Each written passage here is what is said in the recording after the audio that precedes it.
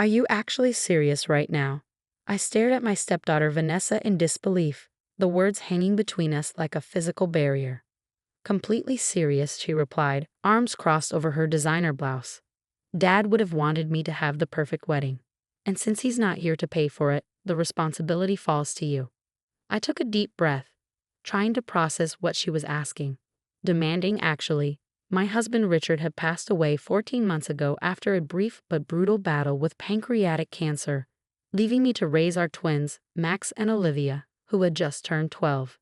And now his 26-year-old daughter from his first marriage wanted me to sell our family home to fund her extravagant wedding to a man she'd been dating for less than a year.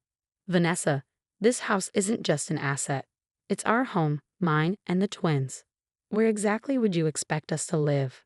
I asked, struggling to keep my voice level. She shrugged, inspecting her manicured nails. You could rent somewhere smaller. The twins could share a room. It's temporary until you figure things out. That conversation happened 8 months ago, the first of many confrontations that led me to where I am today, standing at the back of an ostentatious church, watching my stepdaughter's wedding unfold with a document in my hand that would change everything. Richard and I had been married for 14 years. I met him when I was 30 after his first marriage to Vanessa's mother had ended in a bitter divorce. Vanessa was 12 then, the same age my twins are now, and I'd done everything I could to be a supportive stepmother despite her resistance. She just needs time, Richard would say whenever I came home crying after another one of Vanessa's cruel rejections. The divorce was hard on her. I gave her time, years of it. I attended every school event, helped with college applications, celebrated her achievements, and tried to include her in our family life after the twins were born. But Vanessa remained cold, treating me like a temporary inconvenience in her father's life rather than his wife and the mother of her half-siblings. When Richard was diagnosed, everything happened so quickly. Within 3 months he was gone, and I was left grieving while trying to help two confused and heartbroken children process the loss of their father. Vanessa, who had moved across the country for work years ago, flew in for the funeral and left the next day. I can't bear to be in that house without him, she'd said, not bothering to help with any arrangements or spend time with her half-siblings, who were desperate for connections to their dad. I didn't hear from her again until she called announcing her engagement to Bradley, the son of a prominent local business family she'd reconnected with at the funeral. The same call where she mentioned how perfect our spacious home would be for wedding photos. When I refused to sell our house, explaining that it would uproot the twins during an already difficult time, Vanessa exploded. This is so typical. You've always put those kids ahead of me, she shouted through the phone. Dad left that house to all of us, not just you and your precious twins. This wasn't technically true. Richard and I had owned the house jointly, and his will had left his share to me with the understanding that the twins would inherit it eventually. Vanessa had received a generous life insurance payout and Richard's vintage car collection, which she promptly sold. Vanessa, your father wouldn't want your siblings to lose their home, I tried to reason. Half-siblings, she corrected icily. And Dad would have wanted to give me away at my dream wedding. Since he can't do that, the least you could do is make sure the wedding happens the way he would have wanted. Despite my refusal to sell, Vanessa continued with her wedding plans, repeatedly hinting that I could do the right thing and at least take out a second mortgage. When that didn't work, she started asking for loans, suggesting I dip into the twins' college funds or cash out my retirement account. It's just sitting there anyway, she argued during one particularly heated phone call. And Bradley's parents are expecting a wedding that matches their social standing. I can't embarrass him with something cheap. I offered what I could afford, a modest contribution that would cover the flowers or perhaps the photographer. She dismissed it as insulting. The situation reached a breaking point 3 months before the wedding. Vanessa and Bradley came for dinner, ostensibly to discuss compromises on the wedding budget. The twins were excited to see their older sister, having prepared handmade gifts to congratulate her on her engagement. "We made these for you," Olivia said shyly, presenting a scrapbook of family photos that included several of Vanessa with Richard from when she was younger. Vanessa barely glanced at it. "Thanks, I'll look at it later." Throughout dinner, she discussed the wedding as if it were a corporate merger, all spreadsheets and vendor negotiations. Bradley mostly sat in silence, occasionally giving me apologetic looks when Vanessa's demands became particularly outrageous. The venue alone is $40,000, she explained, showing me pictures of a historic mansion. And that's before catering, which is another $35 per head with a minimum of 200 guests. That's more than I make in a year, I said quietly, aware of the twins listening from their end of the table. Well, if you just sell this place, it wouldn't be an issue, Vanessa snapped. It's too big for the three of you anyway. This is our home, Max interjected, his voice small but determined. Dad picked it out special for when we were born. Vanessa rolled her eyes. You wouldn't even remember that. You were babies. But we know the story, Olivia said. Dad told us all the time. How he wanted a big yard and rooms where we could all be together, but also have our own space to grow. Well, Dad would want me to have my dream wedding more than he'd want you to stay in some house you'll outgrow in a few years anyway, Vanessa replied dismissively. After the twins went to bed, clearly upset, the argument escalated. I'm not selling our home, Vanessa, I said firmly. I've offered what I can afford, and I'm sorry if it's not enough. But your father would never expect your siblings to lose their home for a one-day event.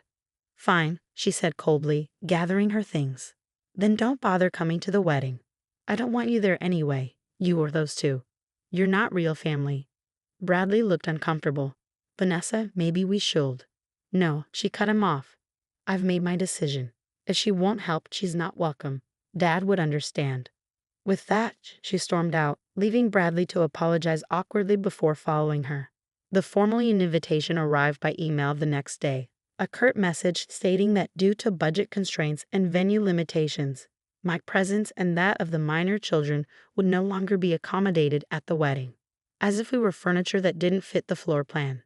The twins were devastated when I had to tell them, not because they were particularly excited about sitting through a wedding ceremony, but because it was one more rejection from a sister they desperately wanted to connect with, one more severed tie to their father. Why doesn't she like us, Mom? Olivia asked, tears streaming down her face. I had no good answer. How do you explain adult pettiness and long-held grudges to children who just want to be loved? What happened next wasn't planned, at least not initially.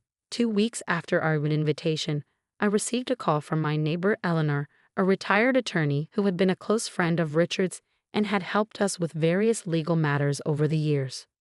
Jennifer, I just ran into Bradley's mother at the garden club, she said without preamble. She was going on about how generous you are for selling your home to give Vanessa her dream wedding.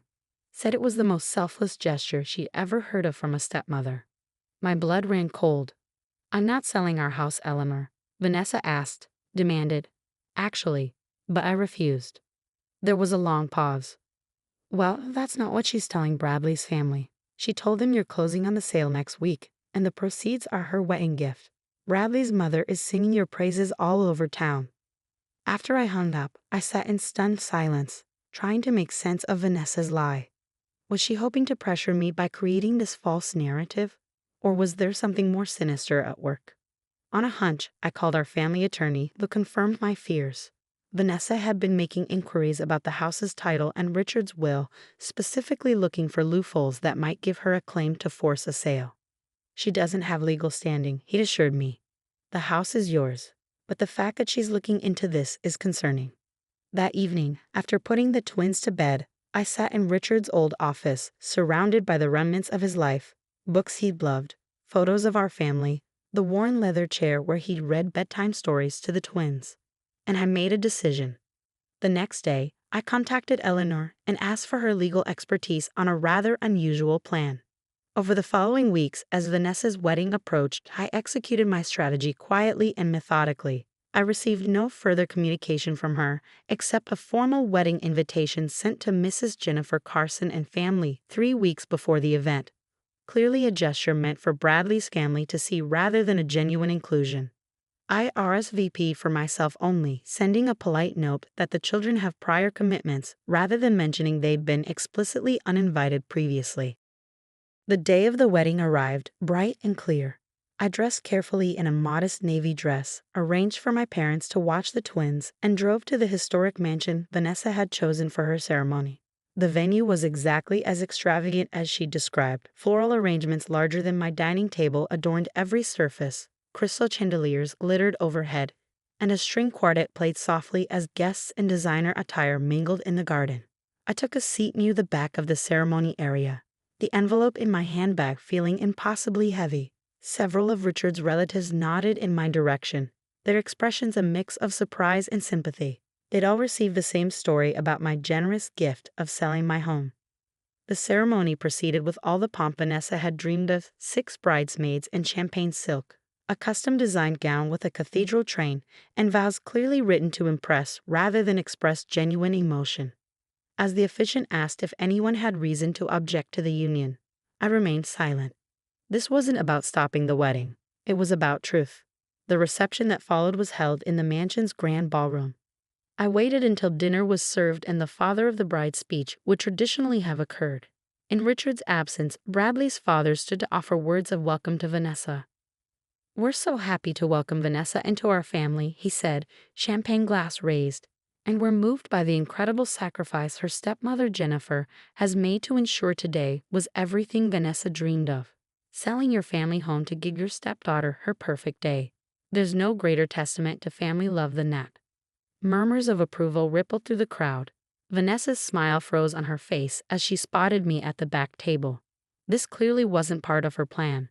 She'd assumed I'd be seated far from the main party, not witnessing this public acknowledgement of a lie. When Bradley's father finished, the event coordinator announced it was time for toasts from other family members. Before anyone else could stand, I rose from my seat, envelope in hand. "I'd like to say a few words," I said, my voice carrying across the suddenly quiet room. Vanessa's eyes widened in panic as I made my way to the front of the room. Bradley looked confused, glancing between his new wife and me.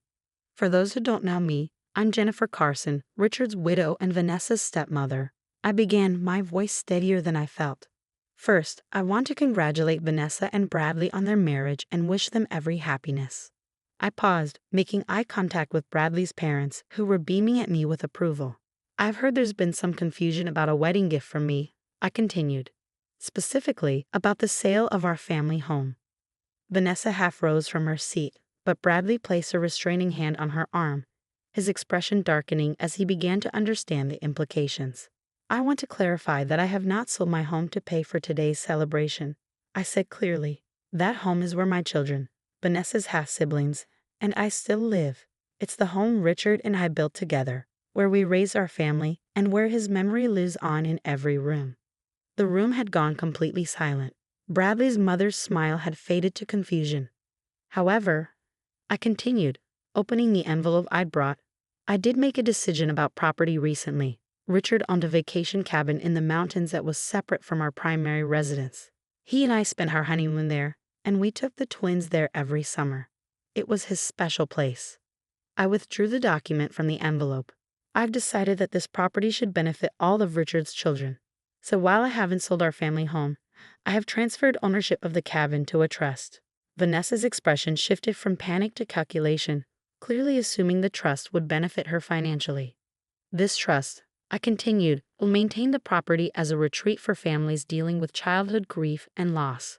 It will be named for Richard and operated by the Children's Bereavement Center that helped Max and Olivia after their father's death." I held up the trust document for everyone to see. "The property belongs to someone else now, to children who need a safe place to heal, just as Richard would have wanted. I've made this donation in honor of today's marriage as my gift to the couple." The implications were clear. There would be no windfall for Vanessa, no property she could leverage or sell. Instead, her father's beloved cabin would help children like the half-siblings she rejected. Bradley's parents were the first to react, rising to their feet with genuine applause.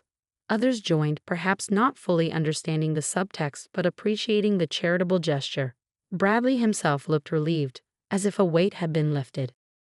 Vanessa sat rigid in her chair, a brutal smile fixed on her face as she realized her lies had been exposed in the gentlest, most public way possible.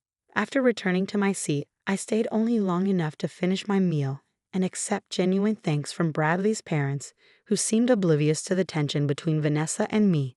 As I prepared to leave, Bradley approached alone. "Thank you," he said quietly. "For what?" I asked, surprised. "For not saying everything you could have." He glanced back at Vanessa, who was determinedly mingling with guests, as if nothing had happened. I didn't know about the lies regarding your house. I would never have gone along with that. I study his face, seeing genuine regret there. I hope you'll be happy, Bradley, and I hope Vanessa finds peace with whatever she's been carrying all these years. The twins, he said hesitantly. I'd like to meet them properly sometime. They're my family now, too. It was an olive branch I hadn't expected. They'd like that. 3 months have passed since the wedding. Vanessa and Bradley returned from their honeymoon to find their social circle well aware that there had been no sacrifice of a family home. Though most were tactful enough not to mention it directly. Bradley has kept his word about wanting to know his new siblings, coming for dinner twice and even taking Max to a baseball game. Vanessa hasn't joined him, but she did send birthday cards to the twins last month. The first acknowledgement of their special day in years. The cabin has been renovated to accommodate small groups of children and their families, with the first grief retreat scheduled for next month. The twins have helped with the preparations, picking out games and books they think other kids might find comforting. Do you think Dad would be happy about what we did with the cabin? Olivia asked me recently as we sorted through old photos for the retreat center's walls. I showed her a picture of Richard at the cabin, arms spread wide as if embracing the mountains behind him, his face alight with joy. I think he would love knowing his special place is helping children heal. I told her honestly. Your dad believed homes weren't just buildings. They were places where people could feel safe, loved, and remembered. Even Vanessa, Max asked, surprising me with his insight. Even Vanessa, I agreed, maybe especially Vanessa. Last week, an envelope arrived in the mail, a check from Vanessa with a brief note, for the cabin trust. Not all dreams need to cost a fortune. It wasn't an apology, not exactly. But as I deposited the check into the trust account, I recognized it for what it was, a small step across the chasm that had separated our family for so long. Richard would have understood.